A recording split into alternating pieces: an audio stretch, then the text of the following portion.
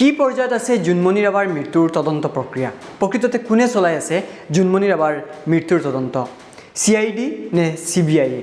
জুনমনি ৰাভাৰ মৃত্যুৰ কিছুদিন পিছত খুদ মুখ্যমন্ত্ৰী ডক্টৰ হিমন্ত বিশ্ব শৰ্মাই ঘোষণা কৰিছিল CBI তদন্তৰ কথা লগে লগে সংবাদ মাধ্যমেও সবিস্তাৰে প্ৰচাৰ কৰিছিল বাতৰি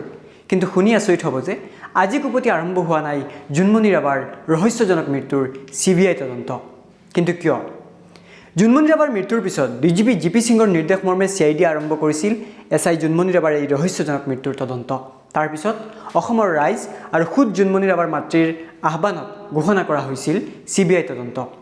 কিন্তু কিয় আজিলৈকে জুনমনি ৰাভাৰ ৰহস্যজনক মৃত্যুৰ তদন্ত প্ৰক্ৰিয়া আৰম্ভ কৰা নাই CBI এই সন্দৰ্ভত প্ৰশ্ন কৰা হ'ল DGP GP সিঙক উত্তৰত কি ক'লে DGP GP সিঙে প্ৰথমে এবাৰ দেখুৱাব বিচাৰিছো চাও আহক জুনমনি ৰাভাৰ মৃত্যুৰ তদন্ত যিদিনা ঘটনা হৈছিলে তাৰ পিছদিনা মই CIDক দি দিছিলোঁ তাৰপিছত যিখিনি অসমৰ ৰাইজে বিচাৰিছিলে সেইটোৰ ভিত্তিত আমি CBIক